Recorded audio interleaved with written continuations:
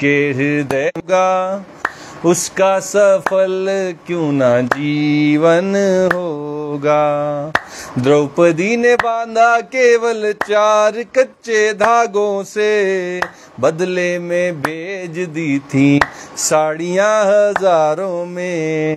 द्रौपदी ने बांधा केवल 4 कच्चे धागों से, बदले में भेज दी थी साड़ियाँ हजारों में। जिसका सहायक मन मोहन होगा, जिसका सहायक मन मोहन होगा, उसका सफल क्यों ना जीवन होगा, उसका सफल क्यों ना जीवन होगा। जिसके हृदय में हरि सुमिरन होगा, उसका सफल क्यों ना जीवन होगा। बन के वैरागी गीत राम जी के गाए जा, तेरी सारी मुश्किलें आसान वो बनाएगा। बन के वैरागी गीत राम जी के गाए जा, तेरी सारी मुश्किलें आसान वो बनाएगा। जिसकी पेटी में राम नाम धन होगा, जिसकी पेटी में राम नाम धन होगा, उसका सफल क्यों ना जीवन होगा, उसका सफल क्यों ना जीवन होगा। जिसके हृदय में हरि सुमिरन होगा, उसका सफल क्यों ना जीवन होगा। सच्ची भावना से प्रहलाद ने पुकारा था, खंभे में भक्त ने नरसिंह जी को पाया था। सच्ची भावना से प्रहलाद ने पुकारा था, खंभे में भक्त ने नरसिंह जी को पाया था।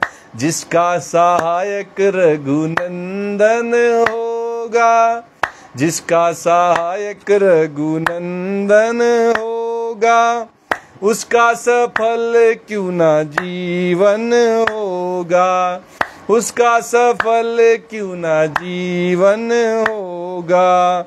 जिसके हृदय में हरि सुमिरन होगा, उसका सफल क्यों ना जीवन होगा, उसका सफल क्यों ना जीवन होगा, उसका सफल क्यों ना जीवन होगा। जय श्री कृष्णा। आज की श्रीमद् भागवत जी की कथा में आप सबका स्वागत है। श्रीमद् भागवत के 3 स्कंद के पहले अध्याय की कथा चल रही है। विदुर जी का मिलन, विदुर जी की भेंट यमुना नदी के तट पर उद्धव जी से हुई है। उद्धव जी से विदुर जी भगवान श्री कृष्ण, उनके परिवार के सदस्यों और उनके भक्त पांडवों के विषय में पूछ रहे हैं, उनकी कुशल क्षेम पूछ रहे हैं, उनका हाल चाल पूछ रहे हैं। वे सब ठीक से तो हैं, वे सब प्रसन्न तो हैं, ये सब जानकारी उद्धव जी से विदुर जी ले रहे हैं। विदुर जी पूछते हैं, कच्चिद्य सोधा रथयूथ पानाम गांडीव धन्वो परितारिरास्ते अलक्षितो यच्छरकूट गूढ़ो माया किरातो गिरिसस्तुतोष। विदुर जी कहते हैं, उद्धव जी, जिनके बाणों के जाल से छिपकर किरात वेशधारी अतएव किसी की पहचान में न आने वाले भगवान शंकर प्रसन्न हो गए थे। उनके बाणों की इतनी ताकत थी, उन्होंने बाणों का ऐसा जाल बिछाया था कि किरात का वेश धारण करके जो भगवान शंकर स्वयं आए थे परीक्षा लेने के लिए, वे भी प्रसन्न हो गए थे। वे रथी और यूथपतियों का सुयश बढ़ाने वाले गांडीवधारी अर्जुन तो प्रसन्न है ना। अर्जुन का कुशल क्षेम विदुर जी उद्धव जी से पूछ रहे हैं। कहते हैं अब तो उनके सभी शत्रु शांत हो चुके होंगे, अर्थात जो भी उनसे शत्रुता रखते हैं उन सब का मनोबल टूट गया होगा, उन सब की उग्रता शांत हो गई होगी। यमावुतस्वीतनयौ प्रथायाः पार्थैर्वृतौ पक्ष्मभिरक्षिणीव रेमात उद्दाय मृधेश्वरिक्थं परात् सुपर्णाविवार्जिवक्त्रात्। उद्धव जी से विदुर जी कहते हैं कि पलक जिस प्रकार नेत्रों की रक्षा करते हैं, उसी प्रकार कुंती के पुत्र युधिष्ठिर आदि जिनकी सर्वदा संभाल रखते हैं और कुंती ने ही जिनका लालन पालन किया है, वे माद्री के यमज पुत्र नकुल और सहदेव कुशल से तो है ना। एक एक करके पांचों पांडवों के हालचाल विदुर जी उद्धव जी से पूछ रहे हैं। तीनों बड़े भाइयों के हालचाल पूछने के बाद अब माद्री के पुत्र यमज के पुत्र नकुल सहदेव की हालचाल भी उद्धव जी से विदुर जी पूछ रहे हैं। कहते हैं कि वे दोनों कुशल से तो हैं, उन्होंने युद्ध में शत्रु से अपना राज्य उसी प्रकार छीन लिया जैसे दो गरुण इंद्र के मुख से अमृत निकाल लाए। इंद्र के मुख से अमृत निकालने की कला जैसे गरुड़ों को आती है, ऐसे ही शत्रुओं को हराकर अपना राज्य प्राप्त करने की कला इन नकुल और सहदेव को आती है। अहो प्रथापि ध्रियतेर्बकार्थे राजर्षिवर्येण विनापितेन यस्त्वैकवीरो धीरथो विजिज्ञे धनुर्द्वितीयः ककुभश्चतस्त्रः। विदुर जी कहते हैं कि अहो बेचारी कुंती तो राजर्षि श्रेष्ठ पांडु के वियोग में मृत प्रायसी होकर भी इन बालकों के लिए ही प्राण धारण किए हुए हैं। अगर किसी पत्नी का, किसी स्त्री का पति देह का त्याग कर देता है, उसकी असमय मृत्यु हो जाती है, तो भी वह उसके वियोग में प्राण नहीं त्यागती। और ऐसा इसलिए है कि उसके पास जिम्मेदारी बढ़ जाती है।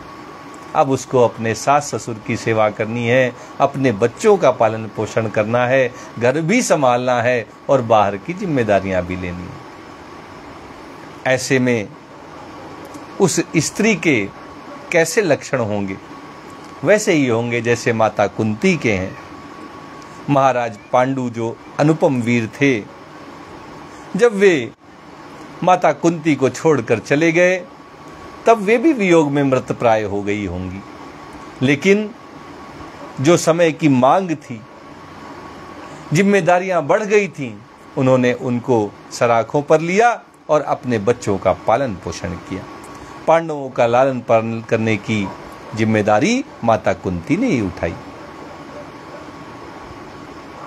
रथियों में श्रेष्ठ महाराज पांडु ऐसे अनुपम वीर थे, विदुर जी कहते हैं कि उन्होंने केवल एक धनुष लेकर ही अकेले चारों दिशाओं को जीत लिया था। उन पांडु के पुत्र हैं पांडव, तो निश्चित रूप से वे भी बलिष्ठ ही हैं। सौम्यानुशोचे तमधा पतंतम भ्रात्रे परेताय विदुद्रेयः निर्यापितो येन सुहृत् स्वपुर्या अहम स्वपुत्रान् समुनुवर्तेन। विदुर जी कहते हैं, सौम्य स्वभाव वाले उद्धव जी, मुझे तो अधः पतन की ओर जाने वाले उन धृतराष्ट्र के लिए बार बार शोक होता है जिन्होंने पांडवों के रूप में अपने परलोकवासी भाई पांडु से ही द्रोह किया। अगर किसी का भाई उसको छोड़कर चला जाए, असमय उसकी मृत्यु हो जाए, तो उसकी जिम्मेदारी होती है कि अपने भाई के परिवार को भी अपने परिवार की तरह ही पाले। उसके पुत्रों को भी अपने पुत्र की तरह ही सुख सुविधाएं दे। लेकिन महाराज धृतराष्ट्र ने क्या किया? अपने पुत्रों के बराबर सम्मान, सुख सुविधाएं देने की तो बात छोड़िए, जब बात 5 गांवों पर आ गई तब भी उन्होंने अपनी तरफ से सहमति नहीं व्यक्त की।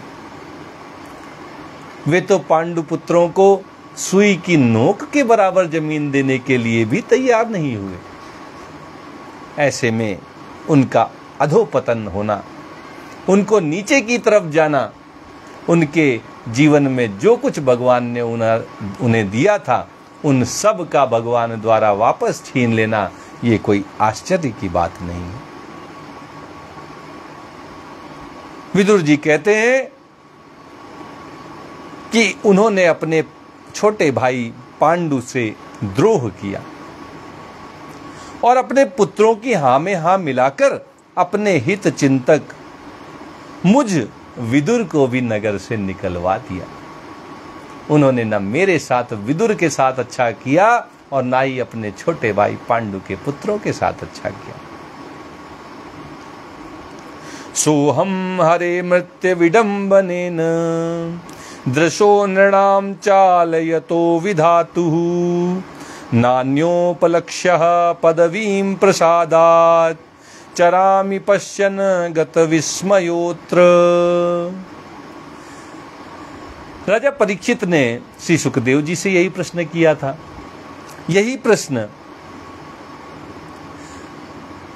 श्री सूत जी महाराज से शौनक आदि ऋषियों ने भी किया था कि आखिर विदुर जी किस लिए राज्य को छोड़कर, हस्तिनापुर में अपने बड़े भाई धृतराष्ट्र को छोड़कर, अपने बंधु बांधवों संबंधियों को छोड़कर वन में किस लिए चले गए थे, किस लिए वो वन गमन किए? ये बात सबके मन में उठी थी।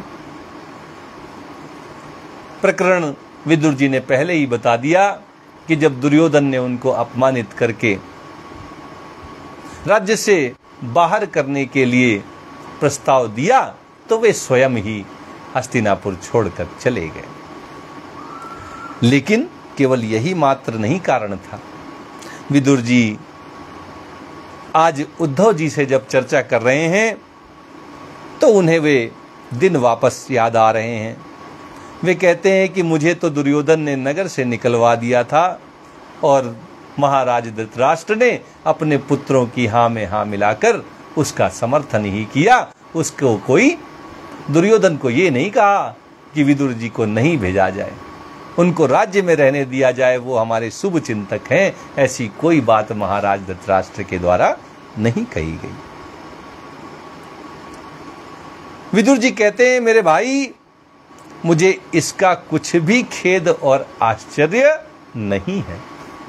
खेद इसलिए नहीं है कि जिसके मन में कोई इच्छा हो। अगर विदुर जी के मन में इच्छा होती कि हमें हस्तिनापुर में ही रहना है, इसके बाहर कभी नहीं जाऊंगा, तो उनकी इस इच्छा को जब न पूरा किया जाता तब उन्हें दुख होता, उन्हें खेद होता। भगवान के भक्त तो जहाँ रहते हैं वहाँ प्रसन्न रहते हैं। हर अवस्था में उन्हें भगवान की कृपा पूरी की पूरी दिखाई देती है। परिस्थितियां अनुकूल हों या प्रतिकूल हों, वो दोनों ही भगवान की कृपा मानते हैं। दोनों में भगवान का धन्यवाद अदा करते हैं। इसलिए विदुर जी को कोई खेद नहीं है। अब जहां तक बात आती है कि आश्चर्य नहीं है, तो विदुर जी इतने सालों से हस्तिनापुर में थे।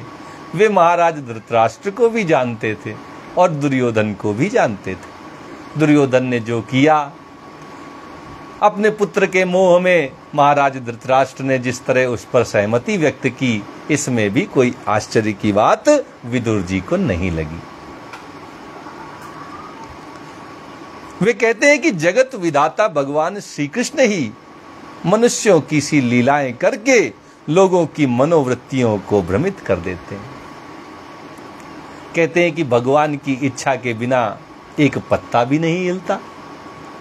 तो अगर हम इसको सत्य मानते हैं तो इस बात को भी हमें स्वीकार करना चाहिए कि हमारे जीवन में जो दुख आ रहे हैं जो परेशानियां आ रही हैं, जो कष्ट आ रहे हैं, वे भी भगवान की अनुमति के बिना, उनकी सहमति के बिना नहीं आ रहे हैं। इनके पीछे भी भगवान का कुछ अच्छा उद्देश्य ही है। अगर हमें कोई अपमानित कर रहा है तो भी भगवान ने कुछ जरूर हमारा भला सोचा होगा, इसलिए वो कर पा रहा है।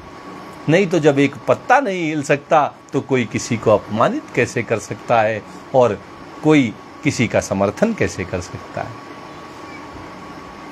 इसलिए विदुर जी के माध्यम से हम सबको ये शिक्षा लेनी चाहिए कि जीवन में भले ही नकारात्मक परिस्थितियां आए, लेकिन इन विपरीत परिस्थितियों के, नकारात्मक परिस्थितियों के आने पर भी हमें टूटना नहीं चाहिए।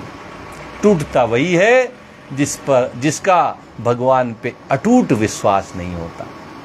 जिनका अटूट विश्वास भगवान में होता है वे हर परिस्थिति में प्रसन्न रहते हैं। भगवान ने जरूर मेरा भला सोचा होगा, इसलिए उन्होंने आज अनुकूल परिस्थिति दी है। उन्होंने जरूर मेरा कल्याण, मेरा हित सोचा होगा, इसलिए आज मुझे विपरीत परिस्थितियां प्राप्त हुई हैं। इस तरह वह हमेशा भगवान का ही याद करता है, भगवान की ही शरण में रहता है, भगवान को धन्यवाद देता रहता है। इस बात को हमें विचार करना चाहिए। विदुर जी कहते हैं कि जगत विधाता भगवान श्री कृष्ण हैं। वही लीलाएं करवाते हैं, वही लीलाएं करने के लिए मनुष्यों को भ्रमित कर देते हैं। अच्छा खासा आदमी महाराज परीक्षित के जैसा धर्मानुकूल आचरण करने वाला एक मरा हुआ सांप लेकर और एक ऋषि के गले में रख देता है। ये भगवान की लीला है। जिसको जहां पहुंचाना चाहते हैं, कुछ ना कुछ परिस्थितियां बनाकर वहां पहुंचा देते हैं।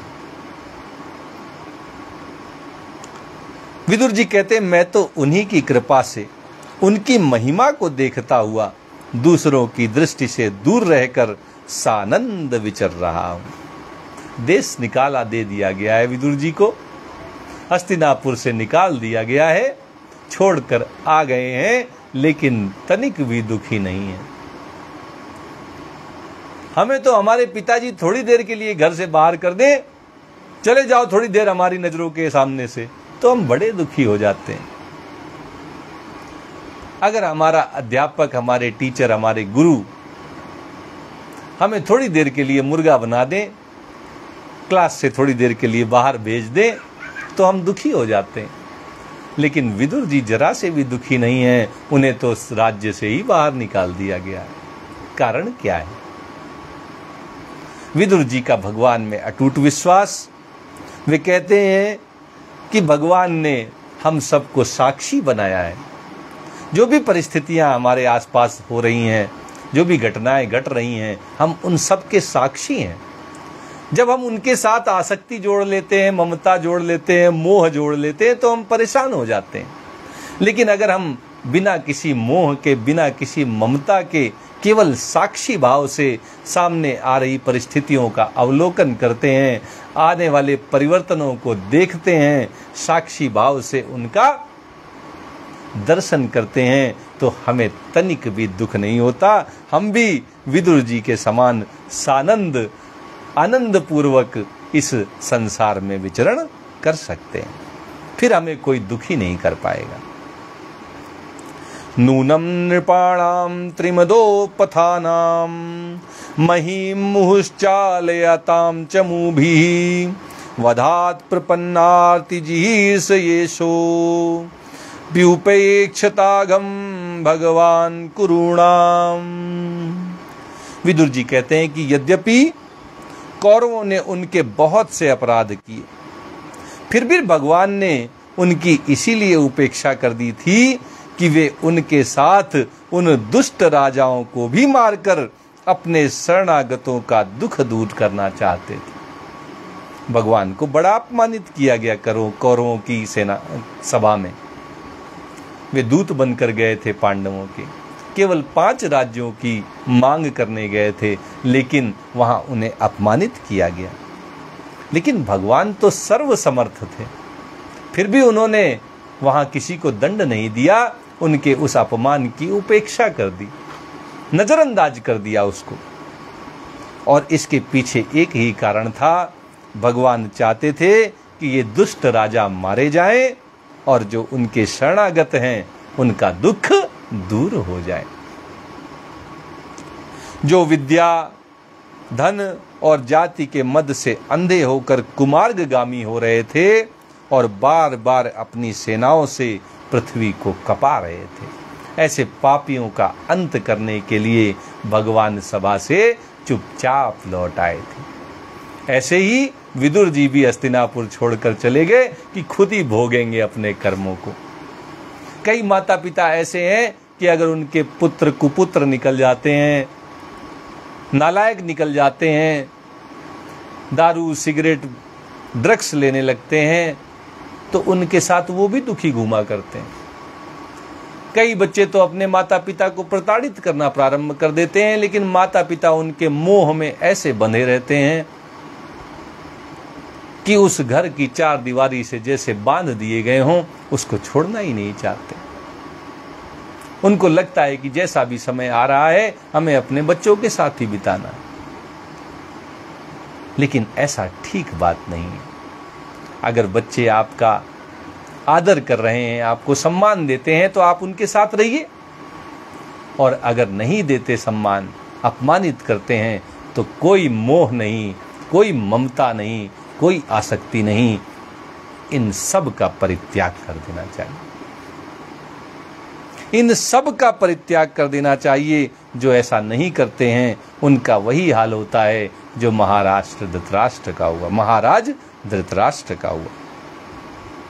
और जो धन में, जो विद्या में और अपनी जाति के मद में अंधे हो जाते हैं, उनकी ऐसी ही दुर्दशा होती है जैसे कौरवों की दुर्दशा हुई है। भगवान इनको नहीं छोड़ते, इन सब का अंत होता है। अजस्य जन्मोत्पथनाशनाय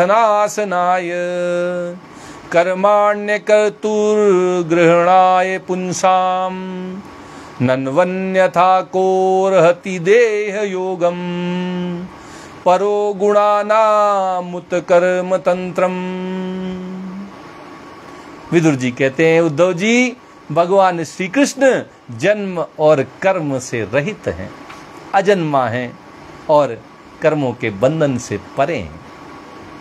फिर भी दुष्टों का नाश करने के लिए और लोगों को अपनी ओर आकर्षित करने के लिए उनके दिव्य जन्म कर्म हुआ करते हैं। भगवान के अवतार किस लिए होते हैं, इसका वर्णन विदुर जी अपने शब्दों में करते हुए कहते हैं कि भगवान तो अजन्मा है, उनको जन्म लेने की क्या आवश्यकता है, किस लिए अवतार होता है, और वो कर्मों से परे हैं। सबके कर्मों के तो दृष्टा हैं भगवान, तो उनको कर्म करने की क्या आवश्यकता है।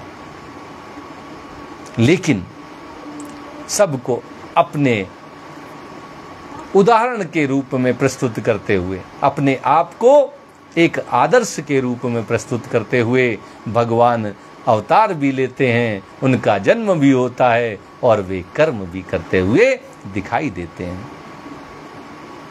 नहीं तो भगवान की तो बात ही क्या है। दूसरे जो लोग गुणों से पार हो गए हैं, उनमें भी ऐसा कौन है जो इस कर्माधीन देह के बंधन में पड़ना चाहेगा। भगवान की तो बात छोड़ दीजिए। जिसको समझ में आ जाता है कि ये त्रिगुणमयी माया है और वो हमें भरमाती रहती है, हमेशा नचाती रहती है, वे उससे पार हो जाते हैं, वे जन्म मरण के बंधन को छोड़कर मुक्त हो जाते हैं। तो भगवान इस जन्म मरण के बंधन में क्यों फंसेंगे।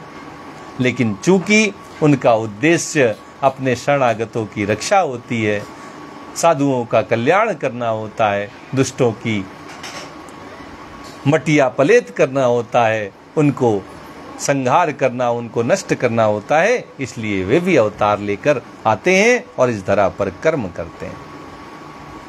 वीर भोग्या वसुंधरा, इस धरती पर भोग वही करते हैं जो वीर होते हैं, जो कायर होते हैं, उन्हें भोगने का अवसर ही नहीं मिलता। और भगवान तो सबसे बड़े वीर हैं। इसलिए भगवान यहाँ पर आकर कर्म का मार्ग चुनते हैं। हम सब भी जब तक इस धरा पर हैं, निश्चित मानिए कर्म का ही एकमात्र मार्ग है, इसके अतिरिक्त कोई दूसरा मार्ग है नहीं। कर्म तो करने ही पड़ेंगे, चाहे वो आध्यात्मिक हो, चाहे अपने संसार में जो हमारे कर्तव्य हैं उनका पालन करने के लिए किए जाने वाले कर्म हों, या हमारी ये जो सांसें हैं इनको चलाए रखने के लिए। इस अपनी जो गाड़ी है, ये शरीर जिस पर बैठकर हम यात्रा पर निकले हुए हैं, इस शरीर को चलाने के लिए भी तो कर्म करने ही पड़ेंगे। तस्य प्रपन्नाखिल लोकपाना मवस्थितानाम अनुशासने स्वे अर्थाय जातस्य यदुस्वजस्य वार्तां सखे कीर्तय तीर्थ कीर्ते। अंत में विदुर जी उद्धव जी से कहते हैं, अतः मित्र, जिन्होंने अजन्मा होकर भी अपनी शरण में आए हुए समस्त लोकपाल और आज्ञाकारी भक्तों का प्रिय हित कल्याण करने के लिए यदुकुल में जन्म लिया है, उन पवित्र कीर्ति श्री हरि की बातें सुनाओ। उद्धव जी भगवान के परम भक्त हैं, वैष्णव हैं। उनसे अब हाल चाल पूछने के बाद, अपने हस्तिनापुर से जाने का कारण बताने के बाद, कौरवों का नाश होना ही है क्योंकि उन्होंने अधर्म का पथ चुना है, ये सब चर्चा करने के बाद अब जिसके रसिक हैं विदुर जी, उस भगवत चर्चा की बात प्रारंभ करते हैं और उद्धव जी से कहते हैं कि अब मुझे पवित्र कीर्ति भगवान श्री कृष्ण की, श्री हरि की कथाएं सुनाओ, उनकी बातें सुनाओ। इस तरह तृतीय स्कंद के इस पहले अध्याय का समापन होता है।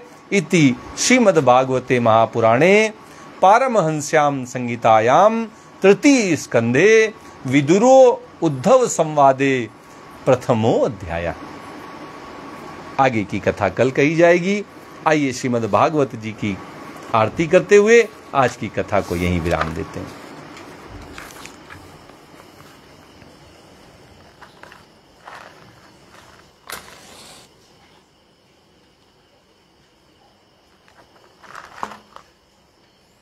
प्रेम से बोलिए वृंदावन बिहारी लाल की जय।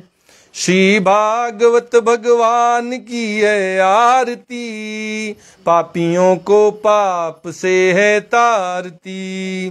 श्री भागवत भगवान की है आरती, पापियों को पाप से है तारती। ये अमर ग्रंथ, ये मुक्ति पंथ, ये पंचम वेद निराला, नव ज्योति जलाने वाला। ये अमर ग्रंथ, ये मुक्ति पंथ, ये पंचम वेद निराला, नव ज्योति जलाने वाला। हरि नाम यही, हरि धाम यही, हरि नाम यही, हरि धाम यही। यही जग मंगल की आरती, पापियों को पाप से है तारती। श्री भागवत भगवान की है आरती, पापियों को पाप से है तारती। ये शांति गीत पावन पुनीत, पापों को मिटाने वाला, हरि दरस दिखाने वाला। ये शांति गीत पावन पुनीत, पापों को मिटाने वाला, हरि दरस दिखाने वाला। ये सुख करनी, ये दुख हरिणी, ये सुख करनी, ये दुख हरिणी। श्री मधुसूदन की आरती, पापियों को पाप से है तारती। श्री भागवत भगवान की है आरती, पापियों को पाप से है तारती। ये मधुर बोल जग फंद खोल, सन्मार्ग दिखाने वाला, बिगड़ी को बनाने वाला। ये मधुर बोल जग फंद खोल, सन्मार्ग दिखाने वाला, बिगड़ी को बनाने वाला। श्री राम यही घनश्याम यही, श्री राम यही घनश्याम यही। यही प्रभु की महिमा की आरती, पापियों को पाप से है तारती। श्री भागवत भगवान की है आरती, पापियों को पाप से है तारती। श्री भागवत भगवान की है आरती, पापियों को पाप से है तारती। प्रेम से बोलिए वृंदावन बिहारी लाल की जय, राधा रमण सरकार की जय, राधा वल्लभ लाल की जय। जय श्री कृष्णा, जय श्री कृष्णा,